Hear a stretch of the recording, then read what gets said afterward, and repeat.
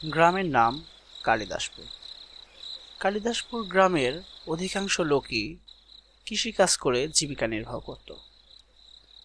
এই গ্রামেই বসবাস করত নিমাই নামে এক লোক। সেও একজন কৃষক, কৃষিকাজ করেই জীবন চালাতো। রোজকার দিনের মতো আজও জমিতে কাজ করতে করতে বেশ দেরি হয়ে যায়। অবশ্য তার জমির ফসল এবছর অনেক ভালো হয়েছে, তাই তার মনটা অনেক খুশি ছিল। আহাতে আনন্দ আকাশে বাতাসে, আহা আহা। সে গান গাইতে গাইতে বাড়ির পথে ফিরছিল। সে হাঁটতে হাঁটতে কালিদাসপুরের সব থেকে বড় ঝিল কালী ঝিলের সামনে চলে আসে। আহ, এই গরমে কাজ করতে করতে শরীরটা যেন একদমই ছেড়ে দিয়েছে আমার। যাই, এই ঝিলটাতে গোসল করে তারপরেই বাড়িতে যাব।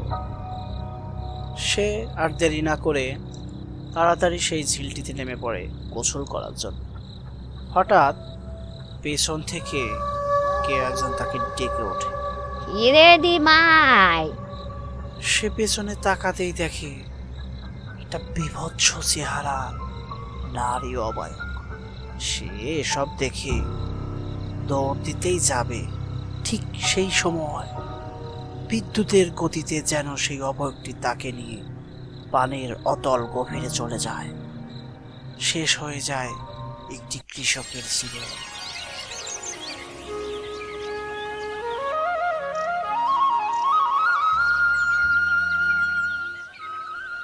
দাদু, এক কাপ চা দাও তো কড়া করে। তুমি একটু বসো বাবা, আমি তোমায় চা দিচ্ছি।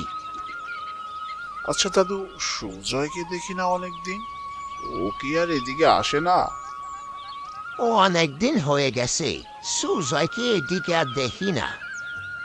তাদের কথা চলার সেই সময়েই সুজয় এসে তাদের মধ্যে হাজির হয়। সুজয়কে দেখে রাজু সুজয়কে জিজ্ঞাসা করে, কি রে, তুই বিয়ে করে কি আমাদেরকে একদমই ভুলে গেলি? চায়ের দোকানে তো ঠিক মতো আসিস না। না, আসলে বিষয়টা তেমন না। তুই তো জানিস আমার উপর দিয়ে কি গেছে এই কদিন। আরে বাদ দে সব। তার নতুন বিয়ে করলি, কেমন কাটছে দিনকাল? বেঁচে আছি এটাই অনেক। তুই তো জানিস এই বিয়েতে আমার একদমই মত নেই। নেহাত বাবা বিয়েটা ঠিক করেছে। সুজয়ের কথা শুনে রাজু বলে, এসব নিয়ে তুই চিন্তা করিস না, দেখবি আস্তে আস্তে সব ঠিক হয়ে যাবে। আচ্ছা বাদ দে এখন, এইসব কথা পরে হবে। গ্রামের খবর কিছু শুনেছিস তুই? কেন, গ্রামে আবার কি হলো? গ্রামে ডাকাত পড়লো নাকি আবার? না রে, ডাকাত পড়েনি। আমাদের কালিদাসপুরের কালী ঝিলে সেখানে নাকি ভূতের উপদ্রব পড়েছে রে। রাজুর এমন কথা শুনে সুজয় কিছুক্ষণ চুপ করে থেকে বলে, কিরে বেটা, তুই কি দিনের বেলাতেও গাঁজা খেয়ে থাকিস নাকি? ভূত বলে আবার কিছু আছে নাকি? বোকা কোথাকার। শুনিসনি, আমাদের নিমাই কাকাকে ওই ঝিলের ধারে গলা কাটা অবস্থায় পাওয়া যায় কিছুদিন আগে। তারপর থেকে গ্রামবাসী ভুলেও রাতের বেলায় সেই ঝিলের ধারে যায় না। এই কথা শুনে সুজয় ভীষণ অবাক হয় আর বলে, এটা তো কোনো মানুষেরও কাজ হতে পারে নাকি? হয়তো কোনো মানুষই তাকে মেরে ফেলেছে, এখন ভূতের দোহাই দিয়ে পার পেয়ে যাওয়ার চেষ্টা করছে। এভাবে রাজু আর সুজয়ের কথোপকথন চলছিল। হঠাৎ করে সুজয় বলে ওঠে, চল আজই যাব সেই কালী ঝিলে। কোথায় তোর ভূত? না বাবা, তোরা বললেও সেই জায়গায় যাস না। সেই জায়গাটা আসলে খুব একটা ভালো নয়। চাওয়ালার কথা শুনে সুজয়ের আগ্রহটা যেন আরো বেড়ে যায়। সে ঠিক করেই ফেলে কালই সেই কালী ঝিলের ধারে যাবে রাতের বেলায়।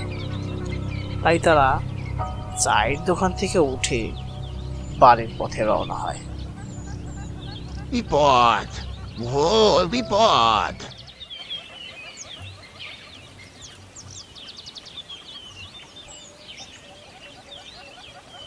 আচ্ছা রাজু, তাহলে কাল রাতেই আমরা সেই কালী ঝিলের সামনে যাব, কি বলিস তুই? আচ্ছা ঠিক আছে, কাল রাতে আমি তোর বাড়ির সামনে গিয়ে তোকে ডেকে দেব। আসিস কিন্তু, আবার ভয় পাস না যেন। সবকিছু ঠিকঠাক করে তারা দুজনেই বাড়িতে চলে যায়।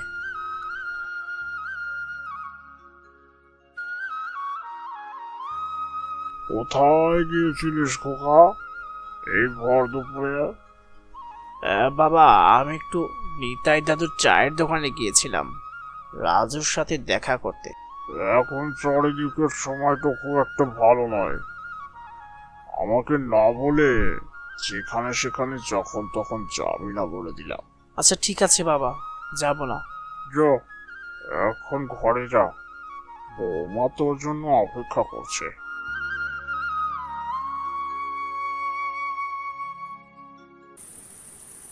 সুজয় ঘুমায়নি। সে আসলে অপেক্ষা করছে কখন রাজু এসে তাকে ডাক দিবে, আর তারা দুজনে মিলে সেই ভয়ঙ্কর কালী ঝিলের কাছে যাবে। হঠাৎ সুজয়ের মোবাইলে একটা কল আসে।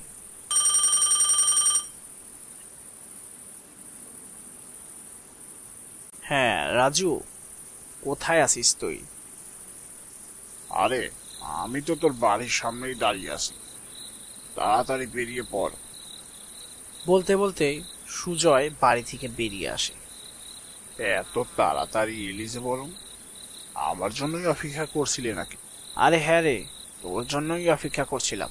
চল, আর দেরি করা ঠিক হবে না। নিশিরাত, ফাঁকা ক্ষেতের মাঝখান দিয়ে তারা দুজন একা একা হেঁটে চলেছে। রাতের আধারে অনেক দূর থেকে রাতের নিশাচর প্রাণীর ডাক ভেসে আসছে। এই সুজয়, আমার না কেমন ভয় ভয় লাগছে। চল, আজকে যাবার দরকার নেই। আরে কি বলছিস সেসব? সামনেই তো কালী ঝিল, এত দূর এসে কি বাড়ি ফিরে যাব না? চল যাই, কিছুই হবে না।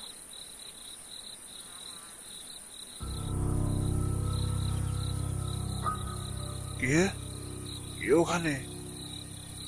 দাঁড়া দাঁড়া, ওরা ভুলেও সেই কালী ঝিলের কাছে যাস না। কে আপনি? তাছাড়া আমরা যে কালী ঝিলে যাচ্ছি তা আপনি জানলেন কিভাবে? তোরা এই রাতের বেলায় কালী ঝিলে যাচ্ছিস, শুনে রাখ, বেঁচে ফিরতে পারবি না। ওর থেকে যে সব আসে, রাতের বেলায় নেশা ভান করে রাস্তার ধারে এভাবে বসে থাকে এসব। চল চল, এদের কথায় কান দেওয়া যাবে না। চল, আমরা চলে যাই।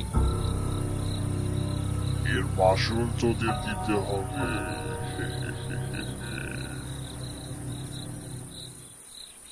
চলতে চলতে তারা সেই কালী ঝিলের ধারে চলে আসে। হঠাৎ শান্ত পরিবেশটা যেন অশান্ত হয়ে ওঠে, চারিদিকে ঝড় শুরু হয়ে যায়। তখনই সেই অভয়টি তাদের সামনে নেমে আসে।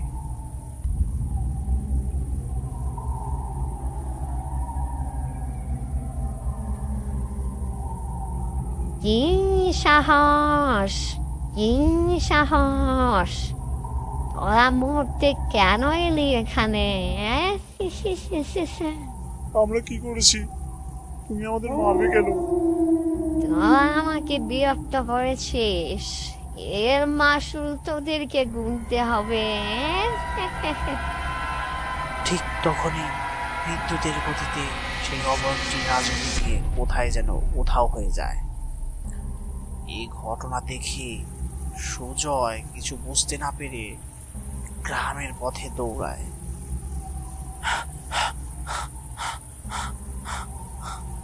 বাঁচাও, বাঁচাও, বাঁচাও!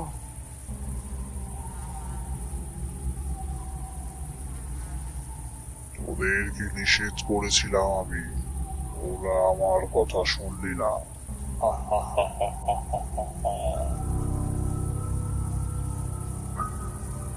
ভোলা কাকা, ও ভোলা কাকা, বাইরে এসো, সর্বনাশ হয়ে গেছে গো। আরে বাস্তা, এত রাতে কি হয়েছে? আরে কাকা, সর্বনাশ হয়ে গেছে। রাজুকে ওই কালী ঝিলের পেত্তিটা ধরে নিয়ে গেছে। আরে এসব কি বলছিস?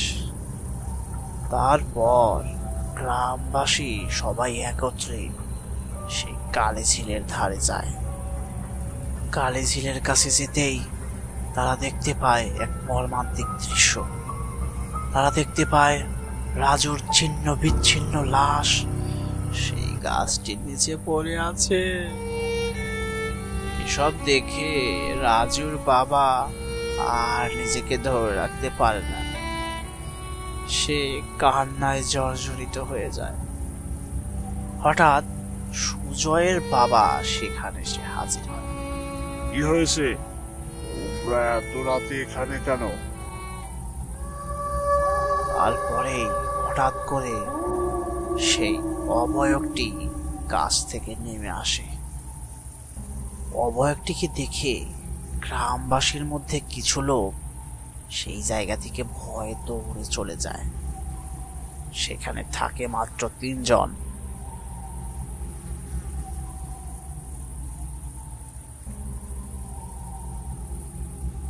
তুই কে? কেন এই গ্রামবাসীকে এত ক্ষতি করছিস? কি চাস তুই? আমি চাই তোকে তোকে মেরে আমি আমার মৃত্যুর প্রতিশোধ নিতে চাই। তুই কি বলেছিলিস ওর ছেলের সাথে আমাকে বিয়ে দিবি? সেই বলে গভীর রাতে আমাকে এখানে ডেকে নিয়ে এসে মেরে ফেললি, আর এই দিঘির জলাতেই ডুবিয়ে দিলি আমার লাশ। কি অপরাধ ছিল আমার? তোর ছেলেকে ভালোবাসায় কি আমার অপরাধ ছিল? আজ তো কি আমার হাত থেকে কি বাঁচাবে? এই বলেই অবয়বটি সুজয়ের বাবাকে নিয়ে সেই ঝিলের জলের অতল গভীরে চলে যায়। বাবা, বাবা!